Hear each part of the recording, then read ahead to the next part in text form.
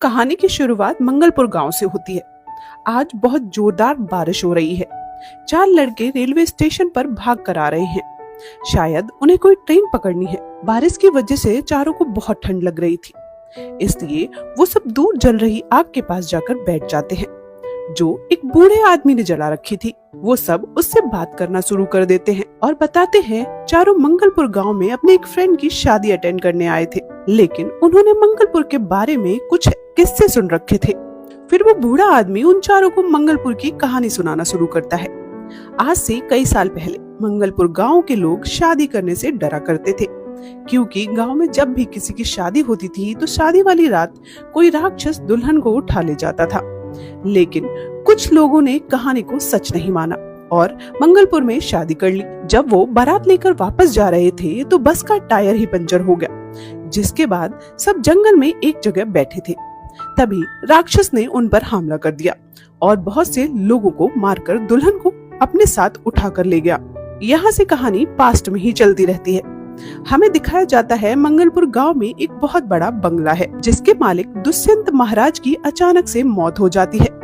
वो अपनी प्रॉपर्टी और ये बंगला छोड़कर चले जाते हैं। अब सीन लंदन में शिफ्ट होता है, जहां हम अर्जुन को देखते हैं, जो अपनी बहन मीरा के लिए कोई पूजा करवा रहा है, क्योंकि मीरा की जल्द ही राहुल नाम के लड़के से शादी होने वाली है और उसके इन-लॉज अपने फैमिली पंडित के कहने पर उसकी शादी एक पेड़ से करवा रहे हैं। इन दोनों के पापा डॉक्टर वासुदेवाचार्य होते हैं, जिन्हें ये सब बिल्कुल पसंद नहीं। पूजा खत्म होने के बाद मिस्टर बासु बताते हैं कि मैं अपने सेमिनार को अटेंड करने के लिए ऑस्ट्रेलिया जा रहा हूँ।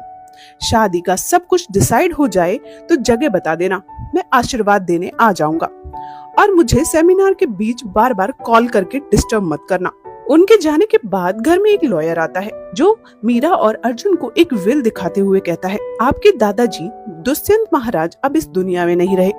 उनके जाने के बाद उनकी सारी प्रॉपर्टी और बंगले की वारिस मीरा है, जो मंगलपुर में है। दोनों मिस्टर बासु से बात करने की कोशिश करते हैं, लेकिन वो बिजी होने की वजह से फोन नहीं उठाते। वो लॉयर मीरा के सिग्नेचर लेकर वहाँ से चला जाता है, जिसके बाद प्रॉपर्टी और बंगला मिलने से अर्जुन काफी ज्यादा खुश है। वो मीरा से कहता है, अब हम शादी अपने खुद के बंगले में ही करेंगे। अब सीन इंडिया में शिफ्ट होता है। जब वो ट्रेन से मंगलपुर जा रहा होता है तो उसकी मुलाकात प्रिया से होती है, जो ट्रेन से नीचे गिरने वाली थी और अर्जुन ने उसकी जान बचा ली। बातों बातों में पता चलता है कि प्रिया भी काम की वजह से मंगलपुर ही जा रही है। कुछ टाइम बाद अर्जुन मंगलपुर पहुंच जाता है। इसके बाद अर्जुन शांताराम से मिलता है, जो इस बंगले का केयर टेकर है। शांताराम अर्जुन को बंगले के अंदर ले जाता है, उसे बंगले के बारे में सारी चीजें बताता है। पूरे बंगले को अच्छे से देखने के बाद अर्जुन एक बंद रूम के बारे में पूछता है और उसका ताला खोलने को कहता है। शंभू बताता है, आपके दादाजी इस रूम में पूजा किया करते थे और पूजा के बाद ताला लगाकर चाबी अपने दूसरे घर में ले जाते थे। अर्जुन फिलहाल तो इस कमरे को इग्नोर कर देता है। रात में अर्जुन मीरा को फोन करके सब कुछ बताता है। वो कहता है, बंगला बहुत सुंदर है और बहुत बड़ा भी। इसमें 200 से भी ज्यादा कमरे हैं, बस थोड़ा गंदा है, वो सब मैं ठीक करवा दूंगा। तू राहुल और उसकी फैमिली को बता दे कि शादी यहीं से होगी। दूसरे दिन वो एक वेडिंग प्लानर को बुलाता है, जो दिल्ली से है, जिसका नाम जगदीश है। तभी शादी वाली बात शंभू को भी पता चलती है। ये बात सुनकर वहाँ साफ सफाई कर रहे सभी लोग डरकर भाग जाते हैं और शंभू चिल्लाकर कहने लगता है कि इस गांव में कोई शादी नहीं हो सकती, क्योंकि शादी वाली रात दुल्हन को राक्षस उठा ले जाता है। अब अर्जुन पूछता है, अगर यहाँ राक्षस है तो लोग यहाँ रहते क्यों हैं? शंभू बताता है, मंगलपुर गांव की जमीन बहुत ज्यादा उपजाऊ है, खेती के लिए सब यहाँ रहते हैं। अर्जुन फिर से पूछता है, यहाँ के लोग क्या कभी शादी नहीं करते? शंभू बताता है, करते हैं, लेकिन शादी होने के बाद शाम ढलने तक गंगा नदी पार करके दूसरे गांव चले जाते हैं, क्योंकि वो राक्षस पवित्र गंगा को पार नहीं कर पाता। शंभू उस राक्षस के बारे में बताना शुरू करता है। पांडवों के द्वारा बनाए गए इंद्रप्रस्थ साम्राज्य में एक असुर कन्या को एक देव पुत्र से प्यार हो गया था, जिसके बाद वो असुर कन्या गर्भवती हो गई। इस बारे में जब देवताओं और असुरों को पता चला, तब उनके बीच हाहाकार मच गया। बच्चे को देव और असुर दोनों ने ही अपनाने से मना कर दिया। वो सब चाहते थे उसे मार दिया जाए। बच्चे को बचाने के लिए वो असुर कन्या कहीं दूर जाकर उस बच्चे को जन्म देती है। देवता उसे मारने के लिए जब ढूंढते हुए वहाँ आते हैं, तो असुर कन्या उसे लेकर अंधकार के राजा के पास चली जाती है, जिसका नाम होता है अंधकारता। असुर कन्या अपना बच्चा अंधकारता को सौंप देती है वो उसे अपने साथ अंधेरी दुनिया में ले जाता है। इसके बाद वो असुर धीरे धीरे बहुत शक्तिशाली हो जाता है। एक दिन वो शिव जी की कड़ी तपस्या करके उन्हें प्रसन्न कर लेता है। शिव जी उसे वरदान देते हैं कि उस पूरे संसार में कोई भी तुम्हें मार नहीं पाएगा। अगर उसकी मृत्यु होगी तो सिर्फ उसके अपने हाथों से या फिर उसके अंश के हाथों से। वरदान मिलने के बाद वधूसुर ने अपनी चमगादड़ों की सेना बनाई और फिर अमावस वाली रात सारे देवताओं पर हमला कर दिया। कोई भी देवता उसे हरा नहीं पाया। ये देखकर सारे देवताओं ने विष्णु जी से मदद मांगी, जिसके बाद विष्णु जी ने एक अप्सरा को धरती पर भेजा। अप्सरा जिस जगह गई वो मंगलवन था। वहां वो वधूसुर से मिली। उसकी सुंदरता देखकर वधूसुर उसके प्रेम में पड़ गया। इसके बाद वधूसुर और अप्सरा शादी करने वाले थे। अप्सरा ने जैसे ही वधूसुर को वरमाला पहनाई, उसने वरमाला में छुपा खंजर वधूसुर के हाथों से ही उसके सीने में उतार दिया, जिससे वधूसुर की वही मौत हो गई। वधूसुर की मृत्यु के बाद जहां उसका शरीर गिरा, वहां पर एक काला जादू करने वाले समुदाय ने वधूसुर का मंदिर बनवा दिया, जहां वो उसे फिर से जिंदा करने की कोशिश करने में लग गए। लेकिन वधूसुर फिर से जिंदा न हो जाए, इसलिए उस अप्सरा ने भी मंदिर के बाहर एक पेड़ का रूप ले लिया। तब से आज तक वधूसुर का वो मंदिर और अप्सरा का वो पेड़ इसी मंगलपुर में ही है। क्योंकि वधूसुर ने नई दुल्हन से धोखा खाया था, इसलिए वो शादी होने के बाद गुस्से में दुल्हनों को उठाकर ले जाता था। पूरी कहानी सुनने के बाद भी अर्जुन ये सब नहीं मानता और कहता है शादी तो यहीं से होगी। अब शंभू वहां से जाने लगता है। जगदीश अपनी पूरी टीम के साथ बंगले में ही रहने लगता है और शादी की तैयारियां शुरू हो जाती हैं। कुछ ही देर में सबको यहाँ किसी साय का एहसास होना शुरू हो जाता है। एक रात बल्ली, जो जगदीश का भांजा और साथ में इलेक्ट्रीशियन है, बिजली के तार में कुछ चेंजेस करता है, जिस वजह से घर में शॉर्ट सर्किट हो जाता है। उसे स्विच ऑफ करने के लिए जब अर्जुन वहाँ जाता है तो उसे भी करंट लग जाता है। वो फ्लोर पर गिर जाता है। तभी वहाँ प्रिया आती है, जो बंगले में अर्जुन से मिलने आई थी। वो अर्जुन की सांसें सीपीआर देकर वापस ले आती है। अब अर्जुन को पता चलता है कि प्रिया एक राइटर है जो पुरानी इमारतों के बारे में लिखती है।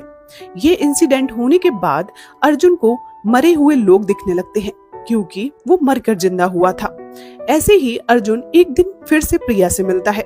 इस बार प्रिया ने साड़ी पहन रखी थी। अर्जुन उसे पसंद करने लगता है। प्रिया उसे मना करती है, वो अपनी बहन की शादी यहाँ से ना करे।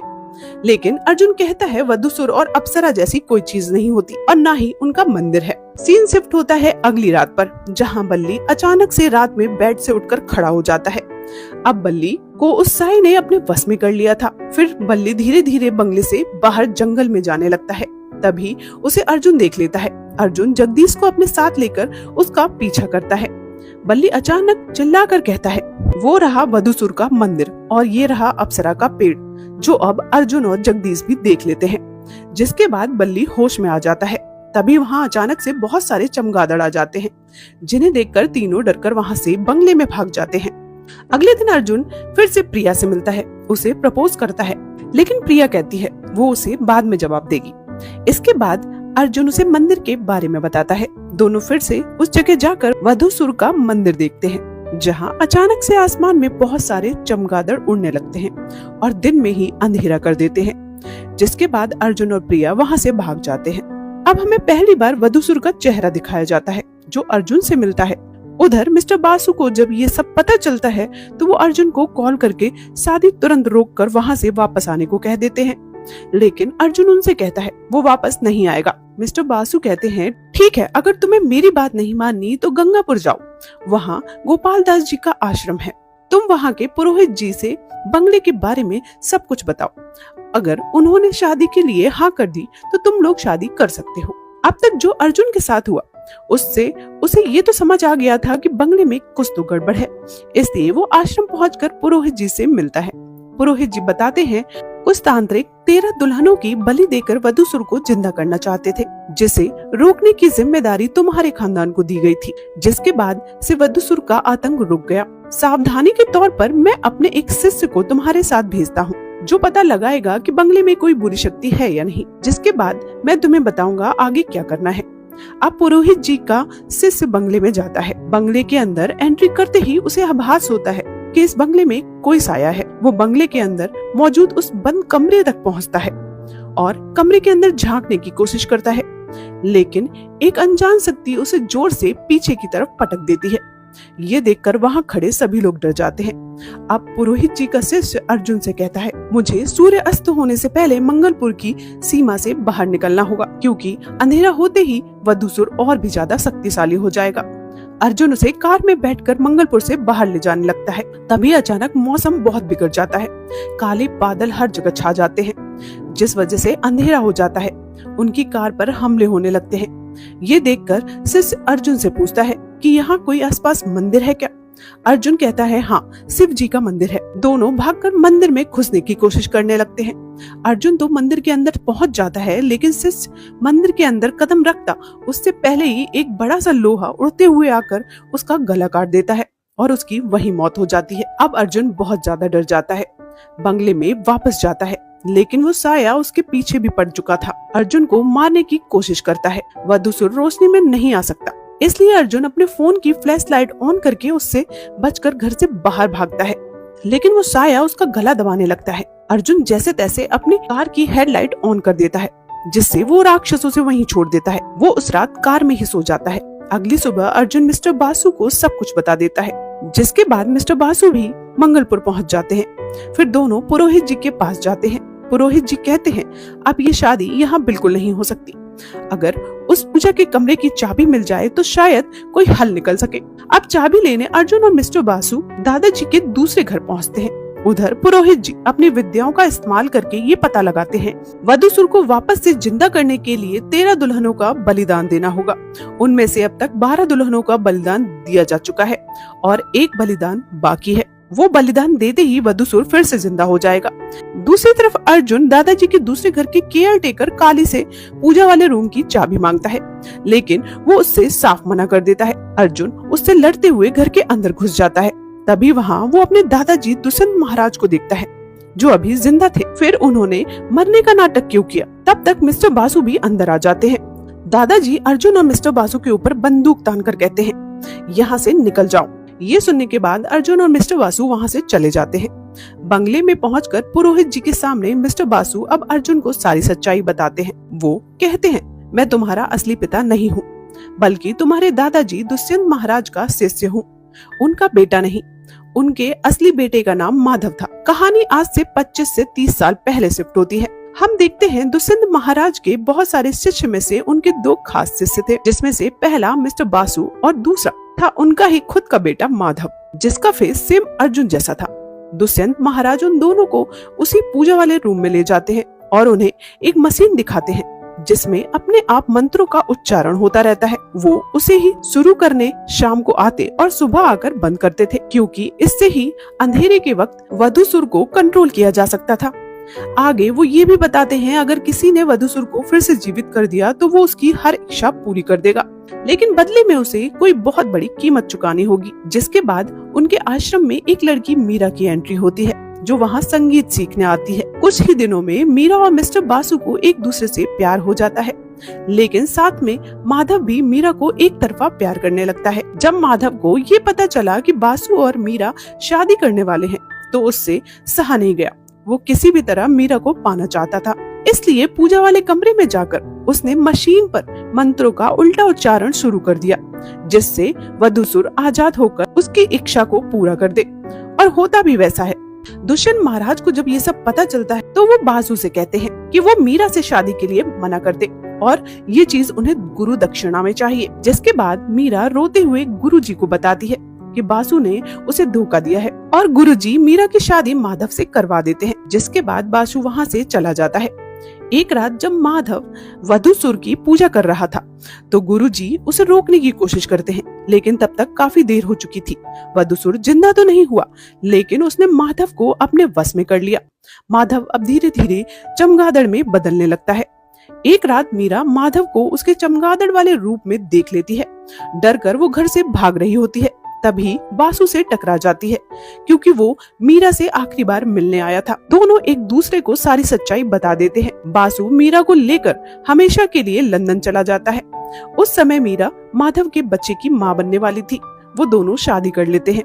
फिर अर्जुन का जन्म होता है और उसके बाद उन्हें एक बेटी और होती है और मीरा की मौत हो जाती है। कहानी फिर से प्रेजेंट में वापस आती है। पुरोहित उन दोनों को बताते हैं ये सब दुष्यंत महाराज ने जानबूझकर किया है, जिससे वो आखिरी दुल्हन की बलि देकर वधूसुर को जिंदा कर सके और उनका बेटा माधव वधूसुर के वश से मुक्त हो जाए। मंगलपुर में डर की वजह से कोई भी शादी नहीं करना चाहता था, इसलिए उन्होंने तुम दोनों को लालच देकर यहाँ बुलाया, क्योंकि वो तुम लोगों के बारे में सब कुछ जानते थे। उन्हें पता था तुम्हारी बहन की शादी होने वाली है।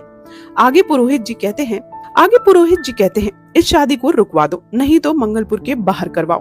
लेकिन अर्जुन को पता चलता है कि राहुल की फैमिली और उसकी बहन मीरा भी यहाँ पहुँच चुकी है। पुरोहित जी एक और रास्ता बताते हैं, शादी दिन में कर लो और अंधेरा होने से पहले मीरा और राहुल को गंगा पार करवा दो। अर्जुन ये सब अपनी बहन को बताता है, लेकिन राहुल का फैमिली पंडित ये सुनकर बहुत नाटक करता है, क्योंकि उन्होंने रात के 8 बजे का मुहूर्त निकाला था। अर्जुन और मिस्टर बासु शादी कैंसिल कर देते हैं, क्योंकि वो मीरा को खो नहीं सकते थे। शादी टूटने के बाद मीरा रोते हुए कहती है, अगर राहुल से उसकी शादी नहीं हुई तो वो कभी भी शादी नहीं करेगी। अब अर्जुन और मिस्टर बासु उसकी बात मानकर रात में ही शादी करवाने के लिए मान जाते हैं। साथ में अर्जुन ये भी ठान लेता है, चाहे जो भी हो जाए वो वधूसुर को अपनी बहन को ले जाने नहीं देगा। इसलिए अर्जुन पूरे बंगले में बहुत सारी लाइट्स लगवा देता है। लेकिन शादी होने के ठीक बाद ही बल्ली को वधूसुर अपने वश में कर लेता है और जनरेटर ऑफ करवा देता है। अब हर जगह अंधेरा हो जाता है। अर्जुन अपनी बहन को बचाने के लिए उसे एक कमरे में बंद कर देता है, जहां उसने रोशनी का इंतजाम कर रखा था। लेकिन माधव मीरा को कमरे से उठाकर जंगल में वधूसुर के मंदिर में ले जाता है, जहां पर दुष्यंत महाराज पहले से ही वधूसुर को जिंदा करने की तैयारी कर रहे थे। अब मीरा की बलिदान की भी तैयारी की जाती है। उधर अर्जुन को जैसे ही ये पता चलता है कि मीरा गायब है, वो बिना देर किए मंदिर में पहुंच जाता है। वहां वो मीरा को बेहोशी की हालत में देखता है। अर्जुन को देख माधव उस पर हमला कर देता है, जिसके बाद दोनों के बीच शुरू हो जाती है बहुत ही घमासान लड़ाई में माधव अर्जुन को बहुत बुरी तरह से पीट रहा था। उसी समय मिस्टर बासु पूजा वाले कमरे को खोलकर मंत्रों का उच्चारण शुरू कर देते हैं और वधूसुर कमजोर पड़ जाता है। तभी अर्जुन अप्सरा वाले पेड़ का एक टुकड़ा पकड़ लेता है, जिस पर बिजली गिर जाती है और वो लकड़ी एक हथियार बन जाती है, जिसके बाद अर्जुन उसे सीधा माधव के शरीर में घुसा देता है, जिससे माधव की मौत हो जाती है। इसके बाद दुष्यंत महाराज मीरा को मारने की कोशिश करते हैं। तभी अर्जुन उन्हें भी उनकी जलाई हुई आग में गिरा देता है। अब अर्जुन मीरा को लेकर वहां से भागने की कोशिश करता है। तभी सब कुछ खंडहर में बदल जाता है और यहाँ हमें पता चलता है कि मंदिर से एक सुरंग सीधा उसी पूजा वाले कमरे में खुलती है। दोनों उसी सुरंग से बंगले में आ जाते हैं। सब कुछ ठीक होने के बाद मीरा की विदाई हो जाती है। लास्ट में अर्जुन प्रिया से मिलता है और उसका आंसर पूछता है। प्रिया कहती है, कौन सा आंसर? अर्जुन कहता है, उसने जब उसे प्रपोज किया था तब उसी ने तो कहा था कि वो बाद में जवाब देगी। जिस पर प्रिया कहती है उसे ऐसा कुछ भी याद नहीं। फिर प्रिया अपनी जुड़वा बहन की फोटो दिखाती है, जो सालों पहले यहाँ से गायब हुई थी। वो उसकी तलाश में ही मंगलपुर आई थी। फोटो सेम प्रिया के शक्ल की लड़की की थी, पर साड़ी में।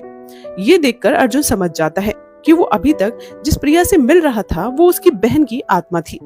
यहाँ से कहानी शिफ्ट होती है उसी रेलवे स्टेशन पर जहाँ से मूवी की शुरुआत हुई थी। वो बूढ़ा आदमी कहानी खत्म करता है। तभी उन चारों लड़कों की ट्रेन आ जाती है। वो ट्रेन की तरफ चले जाते हैं। अब हमें उस बूढ़े आदमी का चेहरा दिखाया जाता है, जो खुद अर्जुन ही था। मीरा की शादी के बाद अर्जुन मंगलपुर में ही रुक गया था, जिससे फिर से कोई वधूसुर को जीवित न कर सके। और इसी के साथ ये मूवी यहीं खत्म होती है। आपको मेरा एक्सप्लेनेशन कैसा लगा जरूर बताइएगा। मिलते हैं नेक्स्ट वीडियो में। तब तक के लिए goodbye and take care.